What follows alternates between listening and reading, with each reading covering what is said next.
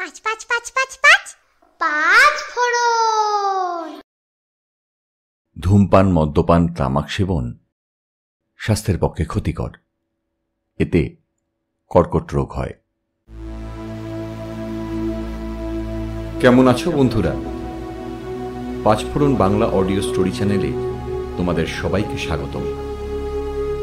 বাংলা সাহিত্যের কিছু খ্যাত এবং অখ্যাতনামা লেখক লেখিকার গল্প দিয়ে সাজানো আমাদের এই পাঁচফোড়ন বাংলা অডিও স্টোরি চ্যানেল। আজকে তোমরা শুনবে মনিরুল ইসলাম মল্লিকের কলমে অভিশপ্ত। মনিরুল ইসলাম মল্লিকের জন্ম 1983 সালে হাওড়া উলুবেড়িয়ার জগদীশপুরে। মনিরুল ইসলাম মল্লিক পেশায় শিক্ষক এবং নেশায় লেখক। এ পর্যন্ত প্রকাশিত হয়েছে তার 3টি উপন্যাস ও একটি ছড়ার বই। উপন্যাসগুলি হল অবাধ্য প্রেম, লালবাড়ি রহস্য এবং ঘুল। সম্প্রতি পত্রপাঠ প্রকাশনী থেকে প্রকাশিত ঘুল উপন্যাসটির জন্য তিনি মুর্শিদাবাদ থেকে রেনেসাঁস সাহিত্য সম্মানের জন্য নির্বাচিত হয়েছেন। আমাদের এই গল্পটি সময় স্বাক্ষর নামের একটি লিটল ম্যাগাজিনে 2022 সালে প্রথম প্রকাশ পেয়েছিল। Panchphoron Bangla audio story channel Manirul Islam মল্লিককে জানায় তাদের আন্তরিক ধন্যবাদ এবং কৃতজ্ঞতা আমাদের এই প্রচেষ্টায় আমাদের পাশে থাকার জন্য। শুরু হচ্ছে আমাদের আজকের গল্প অভিশপ্ত।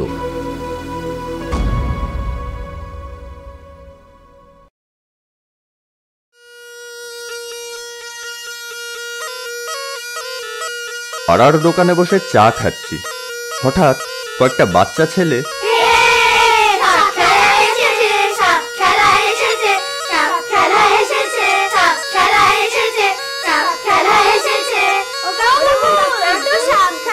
বলে চিৎকার শুরু করে দিল।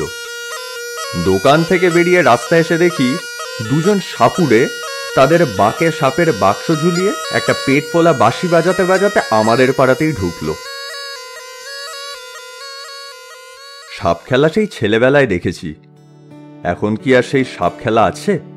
ছেলেবেলায় সেই যে সাপুড়েরা আসতো, হাতে ডুগডুগি আর কাঁধের বাঁকে সাপের ঝাঁপিগুলো বড় থেকে ছোট পরপর সাজিয়ে, সেই রকম সাপুড়ে আর দেখা যায় না। কত সুন্দর গান গেয়ে গেয়ে তারা পাড়ায় পাড়ায় ঘুরে বেড়াতো, আর আমরাও সাপের খেলা দেখার জন্য সাপুড়ের পিছন পিছন ঘুরে বেড়াতাম, এ পাড়ায় সে পাড়ায়। চাল, আলু আর 2-10 টাকা দিলেই সাপুড়েরা সাপ খেলা দেখাতে রাজি হয়ে যেত। খেলার শুরুতে একটা পাপেট শো হতো। আমার খুব মনে আছে, একটা শোয়ের নাম ছিল 2 সতীনের ঝগড়া। সাপুড়ের সুকৌশলে সাংসারিক কলহ বিবাদকে হাস্যরসের উপযোগী করে তুলত ওই বিভিন্ন গ্রাম্য গালিগালাজে। পুরো শো চলত ছড়া কেটে 2টি পুতুলের মধ্যে কথোপকথনের মাধ্যমে। তারপর পাপেট শো শেষ হলে ঝাঁপি থেকে এক এক করে সাপ বের করে সাপুড়ের ছড়ার মাধ্যমেই তাদের পরিচয় করিয়ে দিত। সেই সাপ খেলা আজ আর নেই। এখন সাপুড়েরা আসে বটে, তবে সাপের খেলা দেখানোর নামে মানুষকে ওই ভয় দেখিয়ে বোকা বানিয়ে গাছের শিকড় বাকড় বিক্রি করেই চলে যায়। যত সব ওই ঠগবাজের দল। এমনই 7-5 ভাবতে ভাবতে আমি আমাদের পাড়ার পথে পা বাড়ালাম। বাড়িতে এসে দেখি সাপুড়ে দুটো আমাদের বাড়িতেই এসে হাজির হয়েছে। পাড়ার কতগুলো ওই ছেলে বুড়ো তাদের গোল করে ঘিরে দাঁড়িয়ে আছে। সাপুড়ে কিন্তু খেলা দেখাচ্ছে না, কিংবা ওষুধ বিক্রিও করছে না। আমি কৌতূহল বশত ওই ভিড়ের মধ্যে ঢুকে গিয়ে ভান্টুকে দেখতে পেয়ে বললাম, এই কি হচ্ছে রে এখানে? ভান্টু আমার কাকার ছেলে, আমার থেকে বয়সে অনেকটাই ছোট। সে আগে থেকেই ভিড়ের মধ্যে ছিল। আমার প্রশ্ন শুনে বিস্মিত কণ্ঠে ভান্টু বলল, দাদা, ওনাদের ওই কাঠের বাক্সতে কি বড় বড় দুটো কালকে উঠে সাপ এই মাত্র দেখালো। আমার সাপ দুটোকে দেখার খুব ইচ্ছা হলো, কিন্তু ওরা আর সাপ দুটোকে বের করলো না। আমি আর কোনো কথা না বলে নিজের ইচ্ছাকে দমন করে চুপ করে দাঁড়িয়ে রইলাম সাপুড়ে দুটো আর কি করে সেটা দেখার জন্য। দেখলাম আমাদের পাড়ার দুটো ছেলে আর ওই সাপুড়েদের একজন একটা কোদাল নিয়ে কাকাদের বাড়ির পাশের ছোট জঙ্গলটাতে ঢুকলো। আর একজন সাপুড়ে কাকাদের দাওয়াতে একটা চেয়ারে বেশ আয়েশ করে বসে রইল। বুঝলাম ওই সর্দার। কিছুক্ষণ পর যারা জঙ্গলে ঢুকেছিল তারা কয়েকটা মাটির চাই নিয়ে ফিরে এলো। আসলে ওই মাটির চাইগুলো জঙ্গলের মধ্যে বিভিন্ন গর্তের মুখ থেকে কেটে আনা হয়েছিল, যে গর্তগুলোতে সাপ থাকার সম্ভাবনা অনেক বেশি। যে সাপুড়েটা এতক্ষণ আয়েশ করে বসেছিল সে এবার উঠে মাটির চাইগুলো নাকের কাছে নিয়ে গিয়ে গন্ধ শুকে এক এক করে বলে দিচ্ছে কোন গর্তে কি আছে। কোনো মাটির শুকে বলে দিচ্ছে এটাতে ইঁদুর আছে, তো কোনোটার গন্ধ শুকে বলল এটাতে ছুঁচো আছে। শেষের মাটিটা শুকে চোখ দুটো বড় বড় করে তার সঙ্গীকে বলল, এই বিলে তো চন্দ্রবোড়া আছে বটে, ধরবিলে কি রে শুনে। এতক্ষণে জানতে পারলাম সাপুরের সঙ্গীর নাম শোনে। সে বলল, ও চন্দ্রবোড়াতে কাম নাই করতা। কি কারণে জানি না সাপুড়ে দুটো চন্দ্রবোড়া ধরতে আগ্রহী ছিল না। কাকা সাপুড়েদের বললেন, যে সাপই হোক আপনি ধরে নিয়ে চলে যান। বাচ্চারা বেল তেঁতুল পারতে ওখানে যায়, কোথায় কি বিপদ আপদ ঘটে। কাকার কথা শেষ হতে না হতেই সাপুড়েটা তার সঙ্গীকে আদেশ দিল, যা শুনে যা যা, বাবু বলছে ধরে আন বিটাকে। সর্দারের আদেশ পেয়ে সেই তিনজন আবার কোদাল নিয়ে বনের মধ্যে ঢুকল। কিছুক্ষণের মধ্যেই শোনে একটা প্রায় 1.5 হাত লম্বা এবং মুগুরের মতো মোটা চন্দ্রবোড়া সাপের লেজ ধরে ঝাঁকুনি দিতে দিতে বন থেকে বেরিয়ে এলো।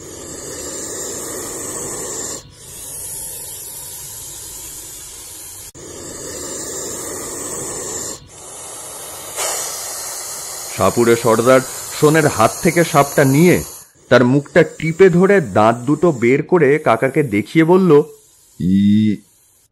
ই দিখেন বাবু, ই দাঁত পুরা জহরে ঠাসা আছে। বলেন বাবু, ইয়াকে ছুড়ে দিব না মারে দিব? কাকা বললেন, ছেড়ে দেবেন কি মেরে ফেলবেন সেটা আপনাদের ব্যাপার, তবে এখানে কিছু করতে হবে না। সাপটাকে ধরেছেন, এবার নিয়ে এখান থেকে চলে যান। সাপুরের অভিজ্ঞতা দেখে অবাক হলাম।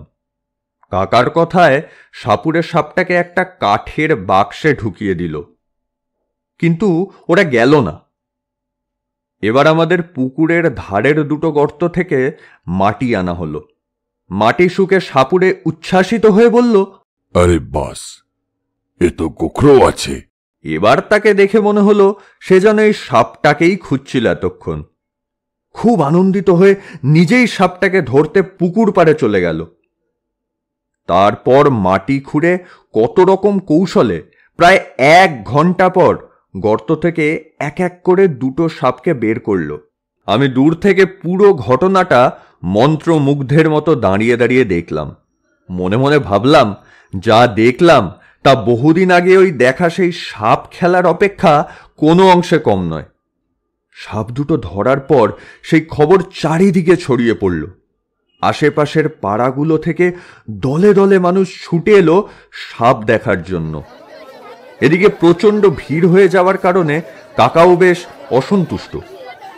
দেখে মনে হচ্ছিল সাপুড়ে দুটিকে তিনি বিদায় করতে পারলেই বাঁচেন। কিন্তু তাদের সাপ ধরা যে এখনো শেষ হয়নি। এবার তারা কাকাদের বাড়ির পিছনের ওই ডোবার ধার থেকে মাটি আনলো। সাপুড়ে সেই মাটি শুকে বিস্ফারিত চোখে বলল, আরে শুনে, ই মাটি কুতা পেলিস? শোনে কিছু বলার আগেই সাপুড়ে আবার বলল, তোর 7 জন্মের কপাল বটে, বিচ্ছে ফিরে এসেছিস। তো যা, মা মনসাকে ইয়াদ করে বিলে 3 বার 2 ঠিকা গড় করবি আর বলবি মু ভুল করছি, ক্ষমা করে দে মা, ক্ষমা করে দে। মুই সাপ ধরতে লাগবো। বিপদ আসছে, ঘোর বিপদ।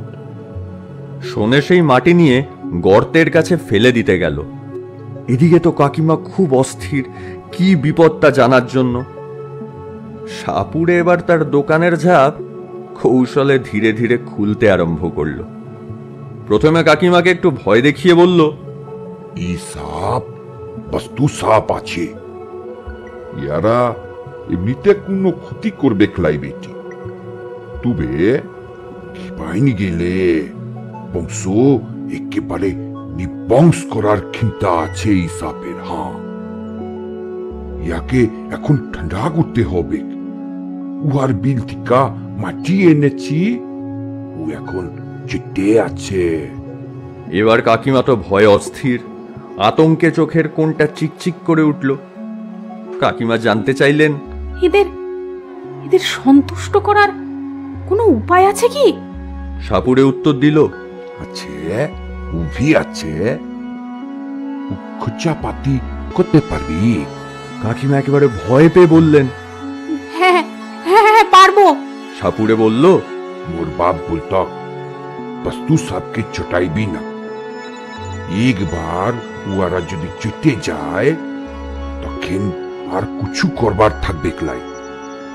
সেই লিগানি বলছি, বিলের সামনে ও সব বিশুদ্ধবার এক বাটি কালা গায়ের দুধ ধুয়ে আসবিক, আর সাইন্স বেলা প্রদীপ জ্বালায়ে আসবিক, বুঝলি? আর এই শিকার গুলান সাদা কাপড়ে বাইন্ধা সব ঘরকে একটা করে ঝুলাইন দিবিক। বলে একটা পিতলের বাক্স থেকে এক মুঠো কি সব যেনই শিকড় বাকড় কাকিমার হাতে দিয়ে আবার বলল, 500 টাকা দে।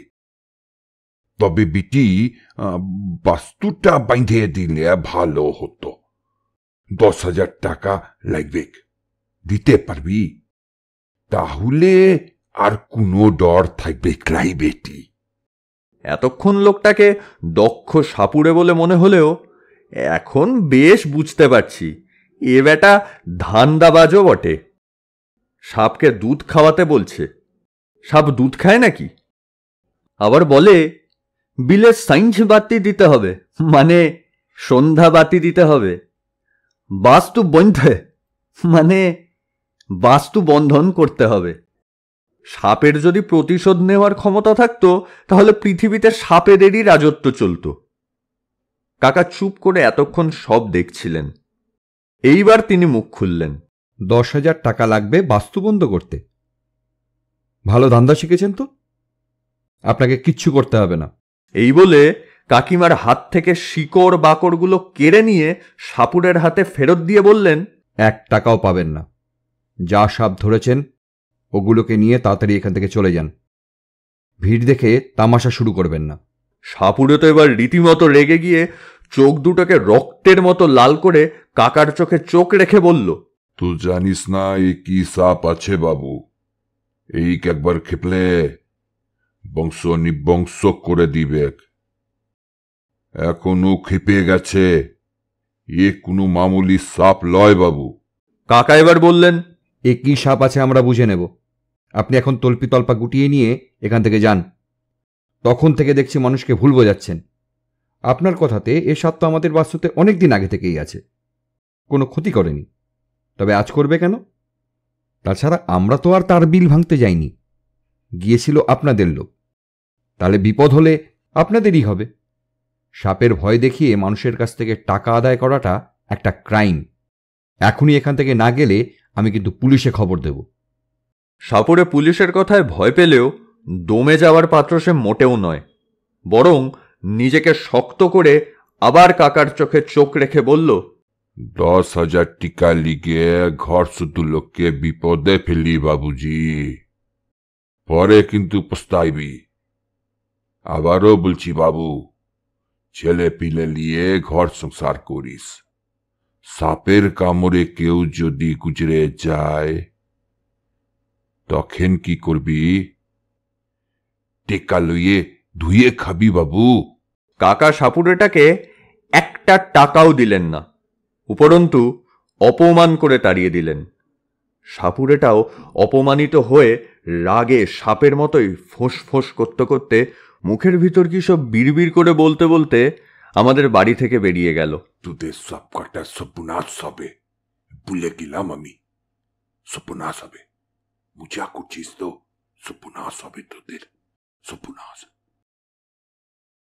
কাকিমা সাপুড়ের কথায় ভয় পেলেন এবং কাকার আচরণেও ক্ষুব্ধ হলেন। পাড়াপড়শিরাও যারা সাপ দেখতে এসে দাঁড়িয়ে দাঁড়িয়ে সাপুড়েদের তামাশা দেখছিল এবং কেউ কেউ আবার সাপুড়েদের সমর্থন করে সুযোগ পেলেই দু একটা মন্তব্য ছুড়ছিল, তারাও যে যার মতো করে মন্তব্য ছুটতে ছুটতেই চলে গেল। এটা তুমি ঠিক কাজ করলে না বাবা।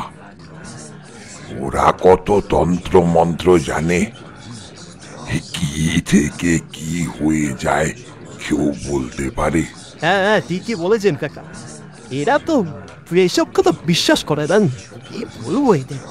বাড়িতে বাচ্চা কাচ্চা আছে, নিজের কথা না হয় নাই ভাবলে, তাদের কথাটা তো একবার ভাবতে পারতে। এটা তুমি ঠিক করলে না কিন্তু। একদম ঠিক কথা বলেছো তুমি।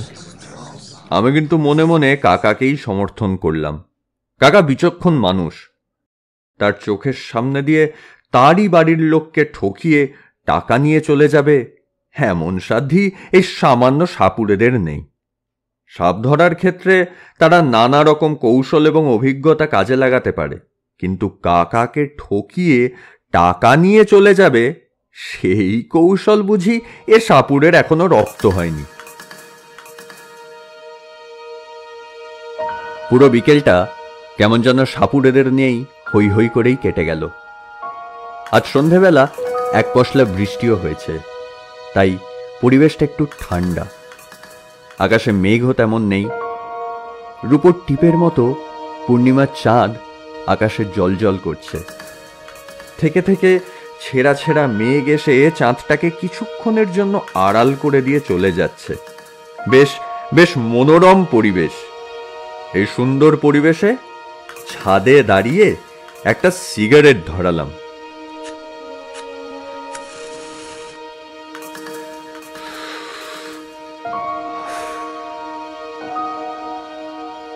জানি না সাপুড়েদের কথাগুলো কেন যে এই রোম্যান্টিক পরিবেশেও মনকে এতটা ভারাক্রান্ত করে তুলছিল। এবার মনে হলো সত্যি যদি কোনো বিপদ আসে। পরক্ষণেই মনে হলো এসব আজে বাজে কি ভাবছি, যত সব ওই ঠগবাজের দল। সাপ সম্পর্কে মানুষকে সচেতন না করে তাদেরকে আরো ওই কুসংস্কারের দিকে ঠেলে দিচ্ছে। এদেরকে গ্রামে ঢুকতেই দেওয়া উচিত নয়। আবার কাকিমার কথাও মনে পড়ছিল। কাকিমা একটু কুসংস্কারে বিশ্বাস রাখেন জানি, তাই বোধ হয় সাপুড়েদের কথায় খুব ভয় পেয়েছে। ভাবলাম কাল কাকিমাকে একটু বুঝিয়ে আসবো। তবে তাদের সাপ ধরার কৌশল কিন্তু ছিল একেবারে তারিফ করার মতো। আমি কাকাদের বাড়ির দিকে তাকিয়ে ছাদের রেলিংয়ে ঠেস দিয়ে সিগারেটের শুক টান দিচ্ছি।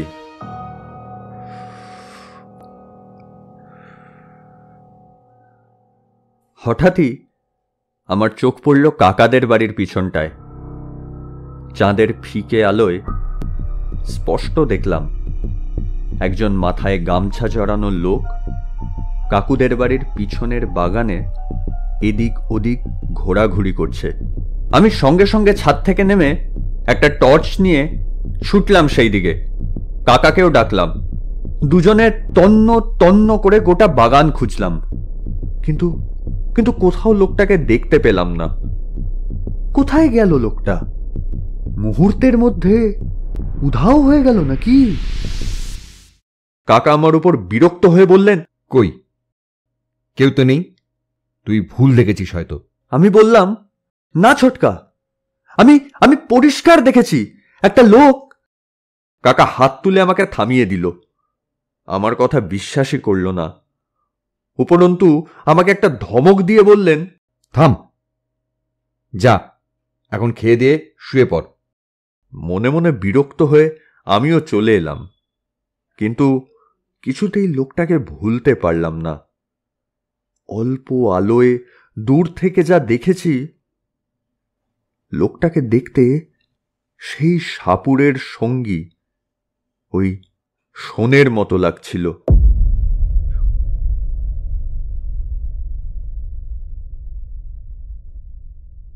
হয়তো ভুল দেখেছি ভেবেই নিজেকে দোষারোপ করলাম। বাড়িতে গিয়ে মাকে বললাম, মা খেতে দাও তো। তাড়াতাড়ি ডিনার সেরে শুতে চলে গেলাম। সাপুড়েদের কথা ভাবতে ভাবতে কখন যেন ঘুমিয়ে পড়েছিলাম। মাঝরাতে হঠাৎ কাকিমার চিৎকার আর কান্নার শব্দ শুনে বাড়ির সবার ঘুম ভেঙে গেল। কে কোথায় আছো? তাড়াতাড়ি আসো, ওকে ওকে সাপে কামড়েছে।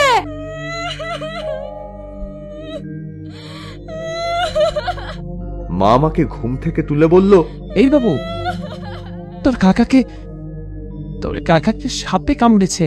কি করব ভাবতে না ভাবতেই বাবা হন্তদন্ত হয়ে ছুটে এসে বললেন, বাবু বাবু তাড়াতাড়ি বাইকটা বের কর, তাড়াতাড়ি বাইকটা বের কর। দেরি করলে তোর কাকার খুব বড় বিপদ হয়ে যাবে রে। তাড়াতাড়ি বের কর বাইকটা। আমি ছুটে গিয়ে বাইকটা বের করলাম। কাকাকে মাঝখানে বসিয়ে বাবা পেছনে বসে কাকাকে ধরে রইল।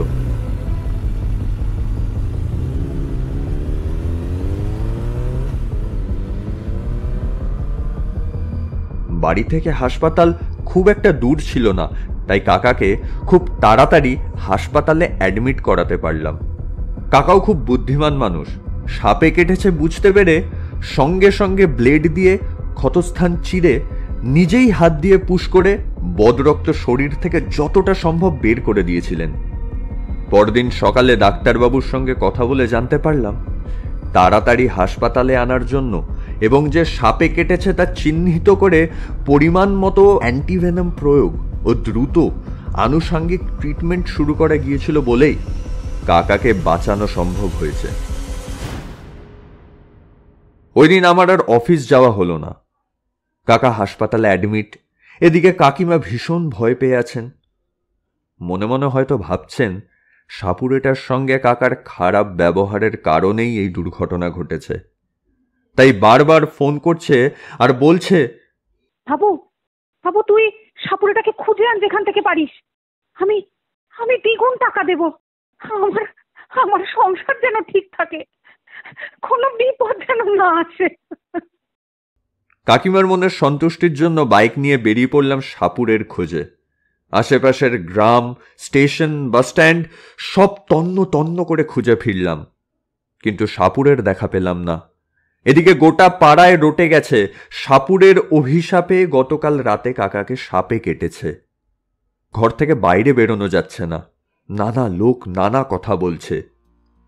কাকার বদমেজাজ আর একগুয়ে মনোভাবের জন্যই নাকি এই দুর্ঘটনা ঘটেছে।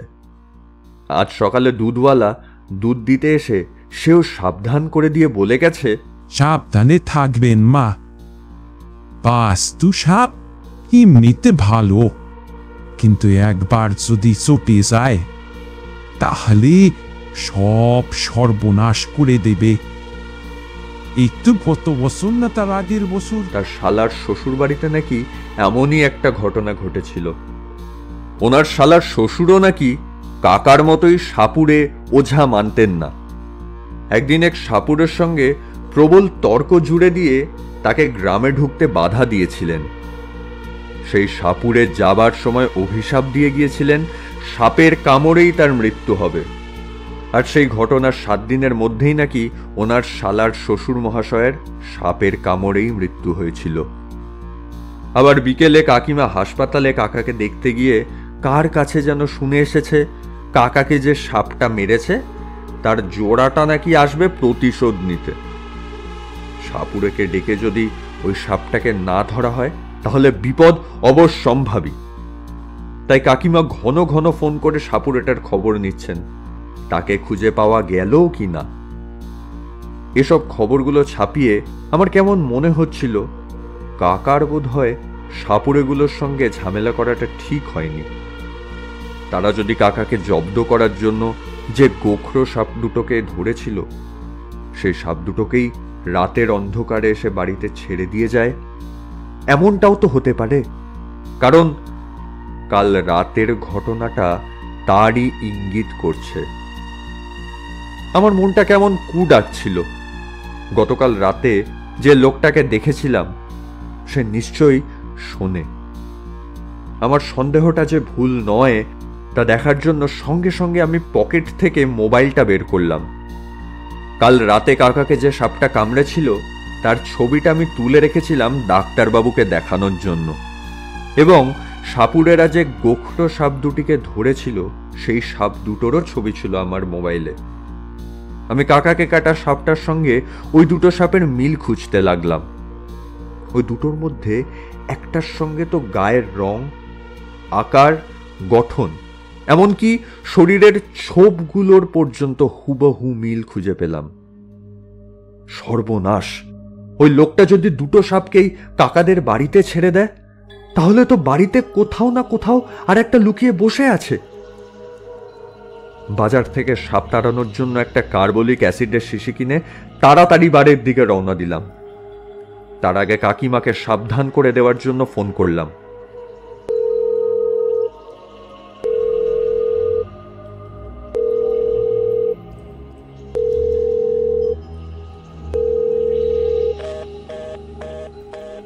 ফোন রিং হয়ে কেটে গেল। কেউ ফোন তুলছে না। এদিকে ঝমঝম করে বৃষ্টি নামলো। জোরে বাইকও চালাতে পারছি না। বজ্রের ঘন ঘন গর্জন আমার কানের পর্দা ভেদ করে বুকের ভেতরটা হিম শীতল করে দিতে লাগলো। চারিদিকে এত অন্ধকার, যেন কোনো দানবের ভয়ঙ্কর কালো মুখগহ্বর গর্জন করতে করতে আমাকে গিলতে আসছে। আর আমি সেই মুখগহ্বর থেকে নিষ্কৃতি পাওয়ার আপ্রাণ চেষ্টা করছি। একটা আতঙ্ক এই ভয়ঙ্কর দুর্যোগে আমাকে 1 মিনিট স্বস্তি দিচ্ছে না। আর একটা বিপদ ঘটার আগেই আমাকে যেভাবেই হোক বাড়ি পৌঁছতেই হবে। কোনো মতে বাড়িতে পৌঁছলাম। অ্যাসিডের শিশিটা হাতে নিয়ে বাইক থেকে নামতেই দেখতে পেলাম কালো কালো ছাতা আমাদের বাড়ির চারিদিকে বিদ্যুতের ঝলকানিতে থেকে থেকেই উদ্ভাসিত হচ্ছে।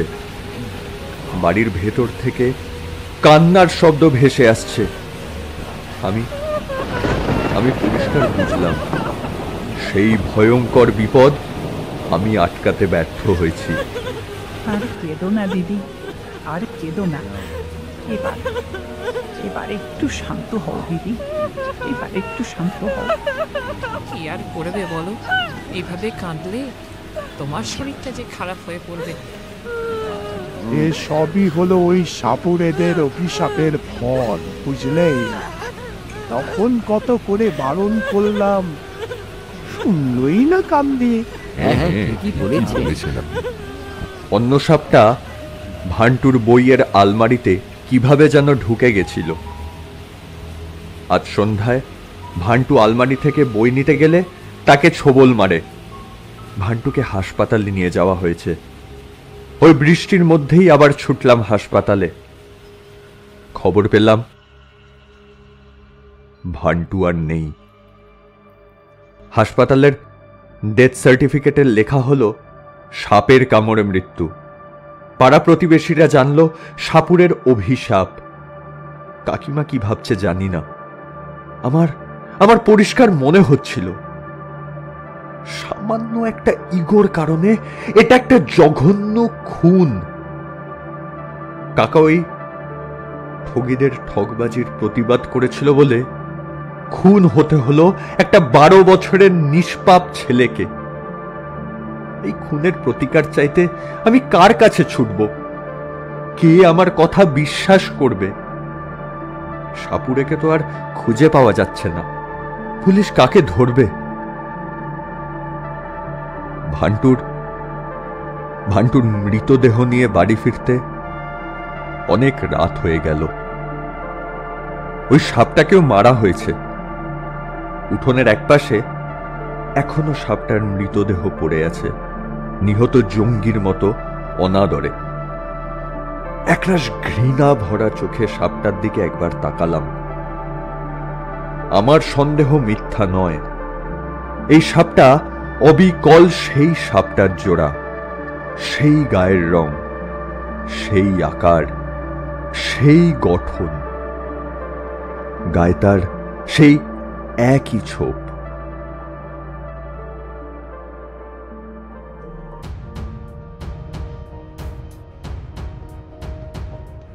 এতক্ষণ শুনছিলে মনিরুল ইসলাম মল্লিক রচিত অভিশপ্ত।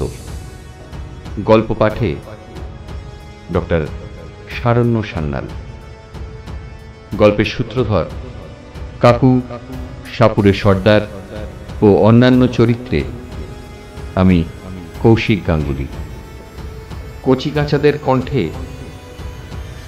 সানা, রাই, অঙ্কিতা, ভান্টুর ভূমিকায় কৌশিকী গাঙ্গুলি, কাকিমার ভূমিকায় রাখি গাঙ্গুলি।